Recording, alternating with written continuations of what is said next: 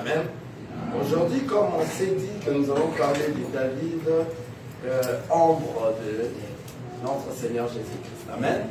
Mais pendant que j'étais à la maison, le Seigneur m'a poussé, inspiré de parler et de continuer sur l'impudicité. Amen.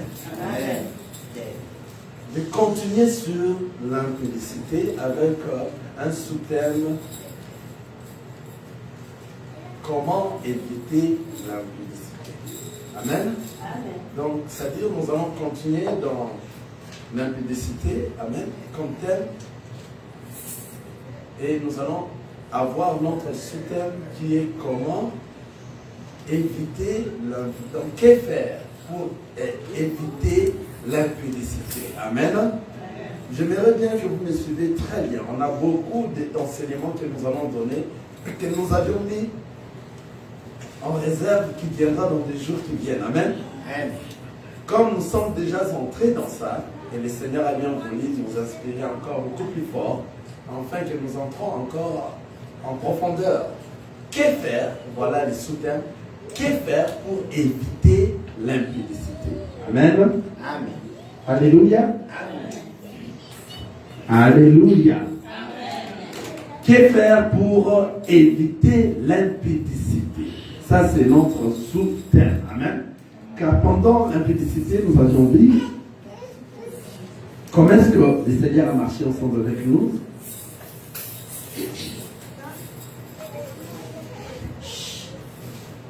Comment nous avions vécu l'adultère comme l'impudicité. Comment nous avions cité l'impudicité qui englobe beaucoup de trucs à l'intérieur qui ne sont pas des dieux et qui sont des désirs charnels qui nous amènent à pécher. Amen. Nous avions dit tout, comment était l'adultère, comment était quoi, la masturbation, comment l'impudicité c'est la séduction. Alléluia. Donc jusqu'à même, voir même la manière dont les gens aujourd'hui qui ne sont pas des enfants de Dieu s'accouplent, un homme avec un homme, amen. L'homosexualité, une femme avec une femme, amen. Le péché qu'avait tué, que le Seigneur avait détruit, avait brûlé Sodome et Gomorrhe. Actuellement, c'est ce qui se passe, amen. Les hommes commencent à coucher avec les animaux, amen. Je m'excuse. Les hommes commencent à coucher aujourd'hui avec les animaux. Nous voyons ça, amen. Nous voyons ce que nous appelons l'orgie. L'orgie, c'est avoir une femme qui couche avec beaucoup d'hommes. Vous voyez, vous comprenez ça? Ce sont des choses qui se font aujourd'hui. Amen. Alors nous, les enfants de Dieu, nous ne sommes pas dans ces choses-là. Si nous venons les prêcher ici, afin qu'il y ait une personne qui est encore dans ces choses, qui sortent. Amen. Et lorsque tu viens dans l'église, il faut réellement que nous te voyions, tu es devenu une nouvelle créature. Amen. Que tu as changé. Réellement, tu es venu rencontrer le Seigneur. Amen. Et que les choses anciennes sont passées et tu es devenu une nouvelle créature. Amen. Vous voyez? Donc, toutes ces choses-là, nous avions dit que toutes ces choses-là, c'est ce que nous appelons de l'impudicité. L'orgie que je viens de prononcer maintenant, vous allez voir une femme qui couche avec plusieurs hommes. Hein? On voit ça, amen. Ce sont des choses très mal, très mauvaises. Donc vous êtes en train de vous accoupler comme des animaux. Amen. D'ailleurs, les animaux ne font pas l'homosexualité. Amen. Nous voyons des animaux mâles et femelles qui s'accouplent, n'est-ce pas? Mais les hommes commencent à aller plus que même à dépasser même des animaux. Et pourtant nous sommes des hommes. Nous devons comprendre ces choses plus mieux que les animaux. Mais comment est-ce que nous faisons des choses plus que aller dépasser même les animaux? Vous voyez comment est-ce que le diable, Satan, a rongé les mondes? Amen. Voilà, aller faire même l'orgie que je suis en train de dire ici, dans une même chambre, une femme avec plusieurs partenaires. Vous comprenez ce que je suis en train de dire? C'est ce que nous appelons l'orgie. C'est très sale. Et nous avions beaucoup parlé de l'impudicité, péché contre son propre corps. Aujourd'hui, nous allons continuer et nous allons dire que faire pour éviter l'impudicité. J'aimerais bien que vous preniez très attentivement. Amen. Car nous avons beaucoup de lectures à faire. Amen. Beaucoup de lectures à faire. Nous allons lire, nous allons relire de ce que nous avions dit la fois passée, et puis nous allons continuer pour chercher à savoir que faire pour éviter l'impudicité. Amen. Et après, nous allons maintenant continuer dans notre enseignement. Nous lisons dans 1 Corinthiens, chapitre 6, le verset. Nous commençons au verset 13 jusqu'au verset 20. Ça, c'est un rappel. Amen. Les aliments sont pour les ventres et les ventres pour les aliments, et Dieu détruira l'un comme les autres. Mais le corps n'est pas pour l'impudicité. Il est pour le Seigneur, et le Seigneur pour les corps. Et Dieu qui a ressuscité le Seigneur, nous ressuscitera aussi par sa puissance. Ne savez-vous pas que vos corps sont des membres de Christ? Prendrai-je donc le membre de Christ pour en faire le membre d'une prostituée? Loin de là. Ne savez-vous pas que celui qui s'attache à la prostituée est une seule chair avec elle? Car est-il dit, les deux deviendront une seule chair. Mais celui qui s'attache au Seigneur est avec lui un seul esprit. Fuyez l'impudicité. Quelque autre péché qu'un homme commette, ce péché est hors du corps. Mais celui qui se livre à l'impudicité pêche contre son propre corps. Ne savez-vous pas que votre corps est le temple du Saint-Esprit qui est en vous, que vous n'avez reçu de Dieu, que vous avez reçu de Dieu, et que vous ne vous appartenez point à vous-même, car vous avez été rachetés à un grand prix. Glorifiez donc Dieu dans votre corps et dans votre esprit qui appartiennent à Dieu. Amen. Ça, c'est un rappel de la parole de base que nous avions introduit dans l'impudicité. Amen. Maintenant, nous allons continuer dans ces mêmes Corinthiens, livre de Corinthiens. Nous allons lire Corinthiens 7, le premier verset.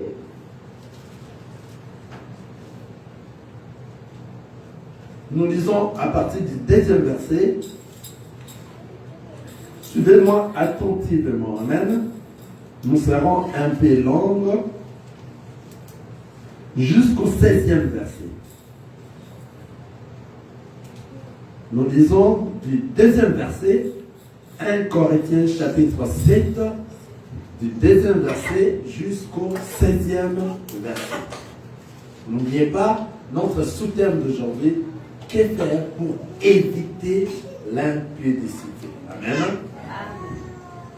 J'ai dit au nom de Jésus. Excuse. Je commence 1 Corinthiens chapitre 2. 1 Corinthiens chapitre 7, le deuxième verset jusqu'au 16e. Toutefois, pour éviter l'impudicité, que chacun ait sa femme et que chaque femme ait son mari. Je réponds. Je peux répondre au début. 1 Corinthiens chapitre 7, je réponds dans le premier verset, deuxième jusqu'au 16e verset. Amen. Pour ce qui concerne les choses dont vous m'avez écrit, je pense qu'il est bon pour l'homme de ne point toucher des femmes. Toutefois, pour éviter l'impudicité, que chacun ait sa femme et que chaque femme ait son mari. Que le mari rende à sa femme ce qui lui doit, et que la femme agisse de même envers son mari. La femme n'a pas autorité sur son propre corps, mais c'est le mari. Et pareillement, le mari n'a pas autorité sur son propre corps, mais c'est la femme.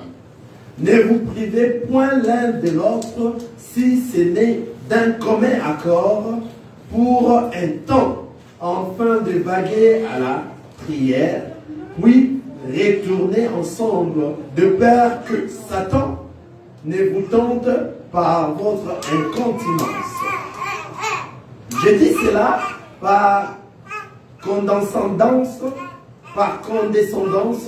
je n'en fais pas un ordre. Je voudrais que tous les hommes fussent comme moi, mais chacun tient de Dieu un don particulier, l'un d'une manière, l'autre d'une autre. À ceux qui ne sont pas mariés et aux veuves, j'ai dit qu'il leur est bon de rester comme moi. Mais s'ils manquent de continence, qu'ils se marient, car il faut mieux se marier que de brûler. À ceux qui sont mariés, j'ordonne, non pas moi, mais le Seigneur, que la femme ne se sépare point de son mari. Si elle est séparée, qu'elle demeure sans se marier ou qu'elle se réconcilie avec son mari. Et que le mari ne répudie point sa femme. Aux autres, ce n'est pas le Seigneur, c'est moi qui dis, si un frère a une femme non croyante et qu'elle consente à habiter avec lui, qu'il ne la répudie point. Si une femme a un mari non croyant et qu'il consente à habiter avec elle, qu'elle ne répudie point son mari. Car le mari non croyant est sanctifié par la femme et la femme non croyante est sanctifiée par les frères. Autrement, vos enfants seraient impurs, tandis que maintenant, ils sont saints. Si les non-croyants se séparent, qu'ils se séparent. Le frère ou la sœur ne sont pas liés dans ces cas-là. Dieu nous a appelés à vivre en paix. Car, que sais-je, femme, si tu sauveras ton mari, ou que sais-je, mari, si tu sauveras ta femme.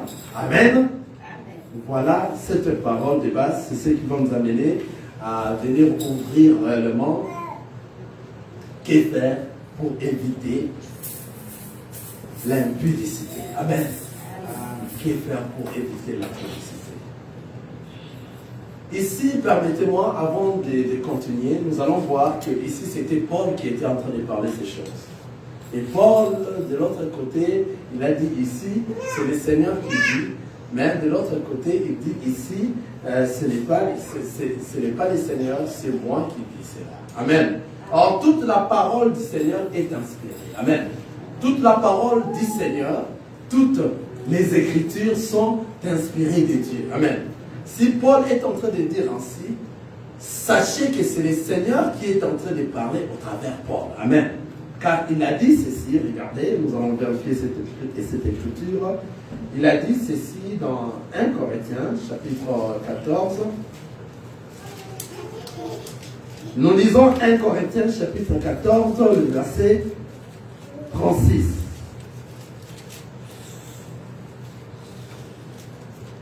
Est-ce de chez vous que la parole de Dieu est sortie? Ou est-ce à vous seul qu'elle est parvenue? Si quelqu'un croit être prophète ou inspiré, qu'il reconnaisse que ce que je vous écris est un commandement du Seigneur. Amen. Donc Paul, pendant qu'il était en train d'écrire, il écrivait tout ce qu'il était en train d'écrire, c'était un commandement du Seigneur. Donc les Écritures sont des Écritures saintes et inspirées. Pendant que Paul était en train de parler, ce n'était pas lui qui parlait, c'est le Christ qui parlait à travers Paul. Amen. C'est-à-dire, ce que nous venons de lire là-bas, l'endroit où il a dit, ça ce n'est pas le Seigneur. Donc c'est toujours le Seigneur qui parle à travers Paul. Amen. Quelqu'un m'a compris, n'est-ce pas? Voilà. Pour aller directement dans notre sujet, dans notre sujet de base, amen, nous allons essayer de détourner un peu pour voir le divorce. Amen. Car ici, le diable profite lorsque les gens sont unis, afin d'éviter l'impudicité. Il introduit pour faire quoi? des divorces. Amen. C'est pour cela que nous allons encore lire dans Matthieu 19, le verset 3 jusqu'à 12. Supportez-moi, supportez-moi. Matthieu 19, Amen. Pour bien saisir comment éviter l'impudicité, il faut savoir que lorsqu'on se marie pour ne pas se divorcer. Amen. Ah. Lorsqu'on se marie, on ne se marie pas pour divorcer. Amen. Car le Seigneur Jésus lui-même, Amen. Le Seigneur Jésus lui-même est contre le divorce. Nous allons lire ça rapidement. Psaume. Lisons dans Psaume. Non, avant d'aller à Matthieu, nous allons voir les livres de Psaume. J'espère. Lisons les livres de... Lisons Malachie, là où le Seigneur, le Dieu lui-même, a refusé et contre les divorces. Amen. Malachie, chapitre 1, chapitre 12, le verset 6. Malachie, c'est avant le livre de Matthieu. Malachie, j'espère Malachie a que 4 chapitres. Malachie 1, j'espère, dans le verset 6.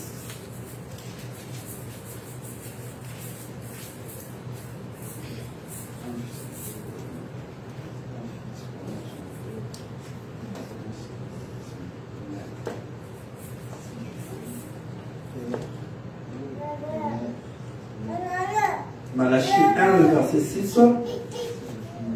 Allons-y dans Malachie 2, le verset 6.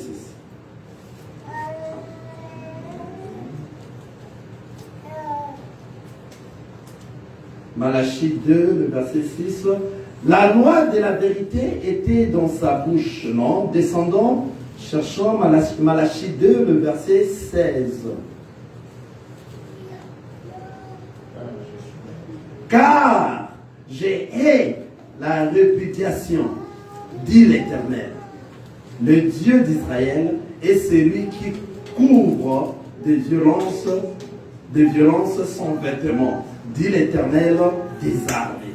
Prenez donc garde à votre esprit et ne soyez pas infidèles. Amen. Le Seigneur dit, car j'ai hais la réputation. Amen. La répudiation, c'est en d'autres termes, la répudiation, c'est quoi? C'est le divorce. Amen. En d'autres termes, le Seigneur est contre les divorces. C'est-à-dire, la chose qui va nous aider à ne pas, à éviter l'impudicité, c'est le mariage. Amen. Maintenant, lorsque nous allons entrer dans l'intérieur du mariage, le diable, qu'est-ce que le diable fait? Il vient influencer afin que le mariage ne se tienne pas debout et qu'il ait le divorce. C'est pour cela, avant d'entrer dans quel est ce qui peut, que faire pour éviter les divorces, éviter l'impudicité, nous allons entrer pour connaître c'est quoi les divorces. Amen. Et ici, nous sommes en train de dire que le Seigneur Dieu lui-même est contre les divorces. On a cherché, on a dit sur Malachie, chapitre 2, dans le verset 16, la parole nous dit, car je hais la répudiation. Amen.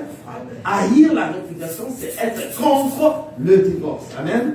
Maintenant, nous allons aller à Matthieu, chapitre 19. Allons-y calmement, ça va? Et suivez-moi calmement, ok? Matthieu, chapitre 19. Dans le verset 3 jusqu'au verset 12.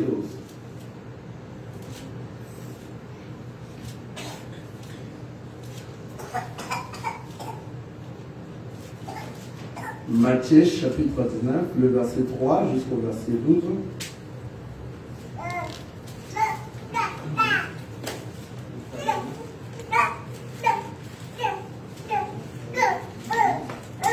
Matthieu, chapitre 19. Je commence au verset 3 jusqu'au verset 12. J'ai dit au nom de Jésus, suivez-moi très bien. Le pharisien l'abordèrent et dirent, pour l'éprouver, est-il permis à un homme de répudier sa femme pour un motif quelconque. Il répondit, n'avez-vous pas lu que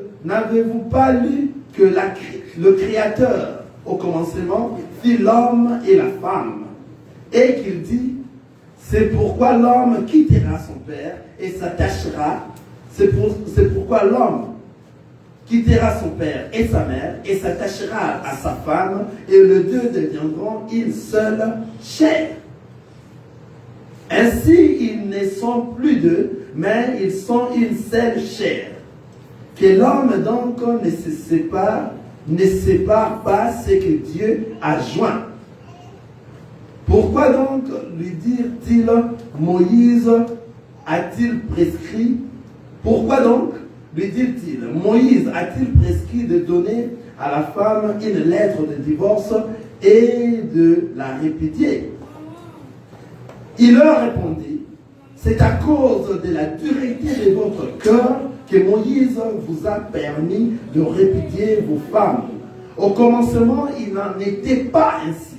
Mais je vous dis que celui qui répudie sa femme sauf pour infidélité et qui en épouse une autre comme un adultère. Amen. Et la condition de l'homme à l'égard de la femme, je m'excuse, je lis le verset 10, ses disciples lui dirent, si telle est la condition de l'homme à l'égard de la femme, il n'est pas avantagé de se marier. Il leur répondit, tous ne comprennent pas cette parole, mais seulement ceux à qui cela est donné, car il y a des eunuques qui les sont de le ventre de leur mère, il y en a qui les sont devenus par les hommes, et il y en a qui se sont rendus tels eux-mêmes à cause du royaume des cieux. Que celui qui peut comprendre, comprenne. Amen.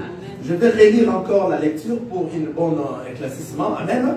Soyez avec moi, nous sommes dans Matthieu 19, le verset 3 jusqu'au verset 12. Je le relis rapidement. Le pharisien l'abordèrent et dirent pour l'éprouver, est-il permis à l'homme de répudier sa femme pour un motif quelconque? Il répondit, n'avez-vous pas lu que le Créateur, au commencement, fit l'homme et la femme, et qu'il dit, c'est pourquoi l'homme quittera son père et sa mère, et s'attachera à sa femme, et les deux deviendront une seule chair. Ainsi, ils ne sont plus deux, mais ils sont une seule chair. Que l'homme donc ne sépare pas ce que Dieu a joint. Pourquoi donc, lui dit-il, Moïse a-t-il prescrit de donner à la femme une lettre de divorce et de la répudier?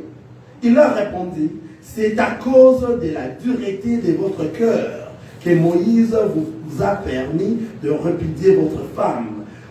Au commencement, il n'en était pas ainsi. Mais je vous dis que celui qui répudie sa femme sauf pour infidélité et qui en épouse une autre commet un adultère. Ses disciples lui dirent, si telle est la condition de l'homme à l'égard de la femme, il n'est pas avantageux de se marier. Il leur répondit, tous ne comprennent pas cette parole, mais seulement ceux à qui cela est donné. Car il y a des eunuques qui le sont de le ventre de leur mère, il y en a qui le sont devenus par des hommes, il y en a à qui se sont rendus tels eux-mêmes à cause du royaume des cieux. Que celui qui peut comprendre, comprenne. Amen. Voilà, nous avons vu ici comment est-ce que le Seigneur Dieu est en train de continuer à ne pas accepter le divorce. Amen. Il continue à ne pas accepter le divorce. Il continue à ne pas accepter le divorce lorsqu'il était en train de causer avec les pharisiens. les pharisiens qui leur dit et qui s'approchèrent auprès du Seigneur, ils abordèrent la question pour l'éprouver. La parole nous dit, est-ce qu'on peut-on répudier notre femme, une femme qui est mariée, peut-on le répudier? Le Seigneur a dit non, vous ne pourrez pas les répudier. Le Seigneur les a fait retourner à la création. Amen. Au commencement, il n'était pas ainsi. C'est-à-dire, lorsque l'homme se marie avec la femme, c'est-à-dire, comme il a bien dit ici, l'homme quittera son père et s'attachera à qui? À sa femme. Et les deux deviendront une seule chair. Amen. Ici, nous sommes en train de parler dans la doctrine. Amen. Depuis que nous avions commencé à prêcher sur l'impudicité, nous sommes par terre, nous sommes dans la doctrine. Amen. J'espère que vous avez compris. Donc, c'est-à-dire, il dit, l'homme quittera son père et sa mère et s'attachera à qui? À sa femme. Et les deux deviendront une seule chair. Or, les pharisiens ont posé cette question pour l'éprouver. Amen. Pour l'éprouver. Que non, il arrive des fois, vous pourrez répudier votre femme. Il a dit, mais non, on ne peut pas répudier sa femme. Et il les a fait ramener où? Au commencement. C'est-à-dire au commencement, lorsqu'on a créé Adam et Ève, les deux étaient devenus une seule chair et un seul l'os de maison et chair d'aimé, chair. Vous comprenez? Ils étaient un seul. Donc on ne peut pas divorcer. C'est que le Seigneur a voulu leur dire que réellement on ne peut pas divorcer. Les divorces, c'est que le Seigneur les a répondu ici pour leur montrer que le divorce n'existe pas. Quelqu'un me suit? Amen. Parce que le Seigneur savait de quel cadre il est en train de parler. Amen. De quel cadre il est en train de parler? Regardez. Il répondit, n'avez-vous pas lu que le Créateur au commencement fit l'homme et la femme? Et qu'il dit, c'est pourquoi l'homme quittera son père et sa mère, s'attachera à sa femme, et les deux deviendront une seule chair. Amen. Et maintenant, dans cette, les pharisiens sont encore venus. Je suis en train de répéter, amen, les Écritures pour vous faire comprendre. Amen. Je ne suis pas encore entré dans le sujet. Amen. Les pharisiens sont venus encore lui dire dans le verset 7, pourquoi donc le dirent-ils? Moïse a-t-il prescrit de donner à la femme une lettre de divorce et de la répudier? Regardez, écoutez bien la réponse de Jésus. J'insiste, Jésus est contre les divorces parce qu'il sait de quoi est-ce qu'il est en train de parler. Amen. En réalité,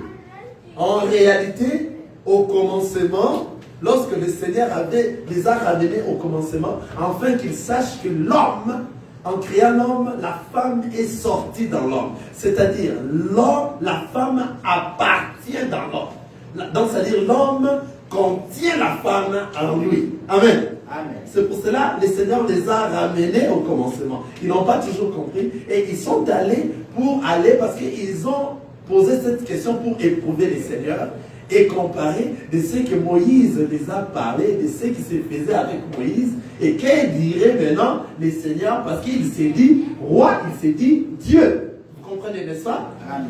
Pour mener à cette comparaison, regardez, ils les ont dit, pourquoi donc, lui dit-il, Moïse a-t-il prescrit de donner à la femme une lettre de divorce et de la répudier? Écoutez la réponse de notre Seigneur. Il leur répondit, c'est à cause de la dureté de votre cœur que Moïse vous a permis de répudier votre femme. Alléluia. Amen. C'est quoi la dureté de votre cœur? Le Seigneur, jusqu'à présent, il est en train d'insister qu'il refuse le divorce. Amen.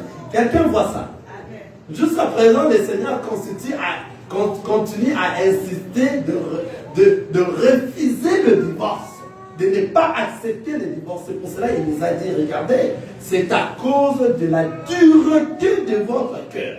Maintenant, c'est quoi la dureté de votre cœur? Amen. Ce sont tous ceux qui ont un cœur dur ne sont que ceux qui se sont éloignés de la parole de Dieu, ne sont que ceux qui sont en train de commettre les péchés, ne sont que ceux qui marchent dans les mondes. Est-ce que quelqu'un dit ça? C'est-à-dire la dureté ici que le Seigneur est en train de dire, c'est par rapport à ceux qui marchent dans le monde. Ce n'est pas par rapport aux enfants de Dieu. Car les enfants de Dieu, dans les enfants de Dieu, nous verrons ça, il n'y a pas de divorce. Amen. C'est-à-dire, lorsque le Seigneur les a répondu ainsi, et les a dit à cause de la dureté de votre cœur, parce que parmi eux, il y avait encore de ceux qui ne sont pas des enfants de Dieu. Il n'y avait pas des enfants de Dieu. C'est pour cela, Moïse les a dit que non, vous pourrez répudier votre femme en condition de quoi? De l'infidélité. Je vais le relire encore. J'ai lu 18, j'ai lu le verset 8.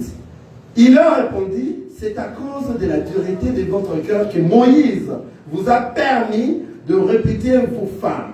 Au commencement, il n'en était pas ainsi. Mais je vous dis que celui qui répudie sa femme, sauf pour infidélité, et qui n'en épouse un autre, commet un adultère. Vous comprenez que les seigneurs continuent à refuser, les seigneurs continuent à refuser de ne pas accepter les divorces.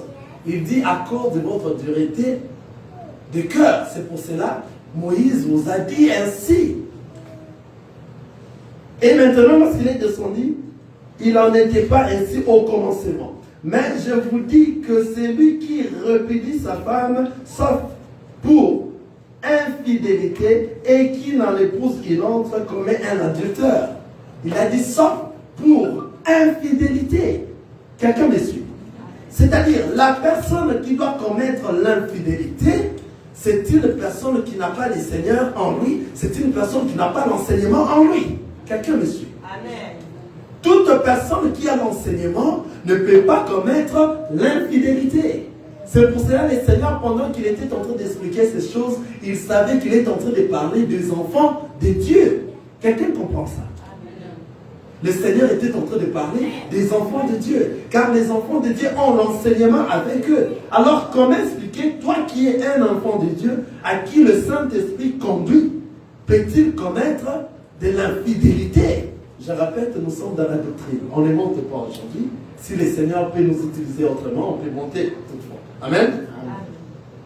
Comment toi, un enfant de Dieu, peut-il commettre de l'infidélité? Vous voyez qu'il n'y aura pas d'infidélité dans un couple des enfants de Dieu. Quelqu'un voit ça? Il n'y aura pas de choses qui viendront déranger les couples si longtemps que vous tous, vous avez le même enseignement, vous avez le Saint-Esprit qui conduit votre couple, qui conduit votre vie. Vous comprenez? C'est-à-dire, toute personne qui a le Saint-Esprit dans lui ne peut pas commettre l'infidélité dans un couple. Et ici maintenant, lorsque le Seigneur était en train de répondre aux pharisiens, il était en train au même moment de séparer les sortes de mariage. Quelqu'un a vu ça? Il était en train de séparer les sortes de mariage. C'est pour cela que nous avons lu dans 1 Corinthiens, chapitre 7, on a commencé dans le verset 2, ou le verset 3, ou bien au début, jusqu'au verset 16, qui était encore des païens, parce que on était dans l'ancienne alliance. Ils ne pourraient pas voir la lumière. Et c'était difficile pour eux de voir la lumière. Et le Seigneur les a dit à travers Moïse que si une femme entre dans l'infidélité, vous pourrez la répudier, la redonner la lettre de divorce. Vous comprenez? Mais le Seigneur, lorsqu'il est venu, il dit ceci. Que le Créateur au commencement fit l'homme et la femme. Ça, c'est toujours pour répondre que il n'y a jamais de divorce lorsque les gens s'unissent. En réalité, qu'est-ce que le Seigneur allait montrer ici? Amen. Suivez-moi maintenant très bien. En réalité, le Seigneur a bien voulu nous montrer que lorsqu'il y a le mariage, il s'agit de l'époux et de l'épouse. C'est ce que nous appelons l'enlèvement. Et lorsqu'il y aura maintenant l'enlèvement, l'église qui va monter vers les ciels, rencontrer son époux, est-ce qu'il y aura encore des divorces là-bas dans les ciels? Non. Quelqu'un m'a suivi? Quelqu'un m'a suivi? Je réponds ça. Le Seigneur a voulu mettre l'accent sur que les enfants de Dieu ne peuvent pas divorcer. Pourquoi? Il savait de quoi il était en train de parler. Il parlait bel et bien de lui et son épouse qui est l'Église. À ce moment-ci, l'Église est en formation. En ce moment-ci, l'Église est en construction. À ce moment-ci, l'Église est à la préparation de rencontre de son époux qui est dans les airs. Le jour de l'enlèvement, lorsque nous irons à la rencontre de notre Seigneur, nous irons à la rencontre de notre époux. Et depuis que nous allons les rencontrer, nous allons vivre éternellement avec lui. Il n'y aura pas de divorce. Quelqu'un a dit ça? Quand les gens se marient, ils se marient pour la vie et non pour se divorcer, pour le divorce, et non pour l'enfer. Et lorsqu'on est en train de parler de divorce ici, le Seigneur montre clairement que tout enfant de Dieu qui marche à la crainte de la parole de Dieu, qui forme un couple des enfants de Dieu, ne serait jamais infidèle à l'autre. Quelqu'un a dit ça? Il ne sera pas infidèle à l'autre, il va marcher par rapport à la parole de Dieu. Et à ce moment-là, il n'y aura pas de divorce parce que l'Église, avant que l'Église aille se rencontrer avec le Seigneur, il faut que l'Église ait un moment de la préparation et jusqu'à ce que l'Église sera comment? Perfectionnée. C'est à ce moment qu'elle va rencontrer le Seigneur. Ça n'a jamais eu de divorce. Il n'y a pas même de place de divorce. C'est pour cela, lorsqu'on avait posé la question au Seigneur Jésus, et le Seigneur les a dit, c'est à cause de la dureté de votre cœur. C'est pour cela Moïse vous a dit, ça n'était pas ainsi. Vous comprenez? Tout cela, le Seigneur a voulu leur faire comparer les sortes de divorce. Pour savoir que, les sortes de mariage. Amen. Je m'excuse, les sortes de mariage. C'est-à-dire, lorsque nous sommes en train de parler des mariages, nous parlons de 4 sortes de mariages. Le Seigneur a bien dit, un enfant, autre enfant de Dieu, et vous êtes dans le couple, vous ne pourrez jamais, au grand jamais, se séparer. Quelqu'un a vu ça? Au grand jamais. C'est-à-dire, lorsqu'on parle de divorce, on ne parle pas de ce genre-là. C'est pour ça que le Seigneur a insisté que il a refusé le divorce n'existe pas. Il se voyait lui-même, tel que je viens d'expliquer, l'Église monte dans le ciel, il va rencontrer le Seigneur Jésus, et là-bas maintenant, il n'y aura plus de divorce, c'est maintenant la vie éternelle. Quelqu'un a compris ça? Revenons maintenant pour voir que ici le Seigneur était en train de leur répondre comment et les sortes de mariages. Que maintenant Paul est venu expliquer dans. Comprendre qu'il n'y a jamais eu de divorce lorsqu'on se marie. On se marie pour la vie. On se marie pour toute la vie. Quelqu'un a compris ça? Il a souligné cela. Et puis il dit qu'il y a eu des eunuques qui les sont de le ventre de leur mère. Il y en a qui les sont devenus par les hommes et il y en a qui se sont rendus tels eux-mêmes à cause du royaume. Nous allons encore revenir sur ça. C'est très important cette partie. Nous allons encore revenir sur ça pour parler de l'unique. Il a dit qu'il y avait des uniques qui sont nés tels, qui sont nés de le ventre de leurs parents, de le ventre de leur mère. Il est né unique. C'est quoi un unique? Alléluia. Un eunuque est une personne qui n'a pas la possibilité d'ensemencer. Alléluia. De donner le sémence. Alléluia. Il y en a de ceux-là à qui le Seigneur, d'être dans le monde, lorsqu'il a rencontré le Seigneur, sa vie a changé et il s'est décidé qu'il ne va plus se marier, n'est-ce pas? Il ne va plus se marier, il va consacrer toute sa vie à qui? Au Seigneur Jésus-Christ, n'est-ce pas? Et Paul a consacré toute sa vie au Seigneur Jésus-Christ, n'est-ce pas? Donc, c'est-à-dire, Paul est un unique. Pourquoi? Parce que ici, le sens d'unique que nous sommes en train de dire, nous n'irons pas en profondeur. Le sens d'unique ici, nous restons seulement qu'il n'arrivait pas à sémencer la sémence, c'est-à-dire procréer. Alléluia. C'est dans ce sens-là que nous sommes en train de parler. Amen. Raison pour laquelle nous allons encore répartir maintenant pour voir les sortes de mariages que le Seigneur avait parlé et répondu aux pharisiens. Nous allons répartir et lire dans le livre de 1 Corinthiens, verset 7. Comprendre que le divorce est strictement impossible pour les enfants de Dieu. Voilà, maintenant nous allons relire dans 1 Corinthiens, chapitre 7, le verset, je reprends dans le verset 1 jusqu'au verset 16. Suivez-moi très bien, amen.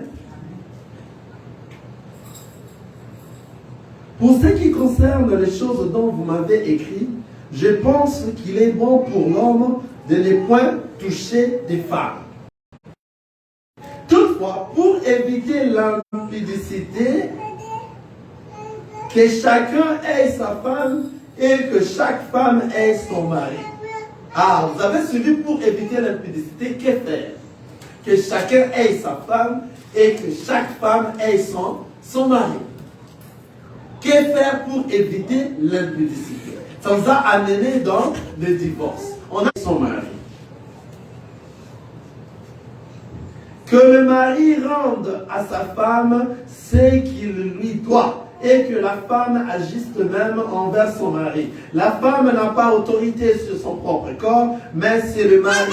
Et pareillement, le mari n'a pas autorité sur son propre corps, mais c'est la femme. Amen. Ici, Paul est en train de parler aux enfants de Dieu. Ça, c'est la première sorte de mariage. Le mariage, n'est-ce pas? Le premier sorte de mariage. Dans le premier sorte de mariage, Paul est en train de dire ceci. Que, pour éviter l'impudicité, que chacun ait sa femme et que chaque femme ait son mari. Il continue, il dit que le mari rende à sa femme ce qu'il lui doit et que la femme doit agir de même pour son mari.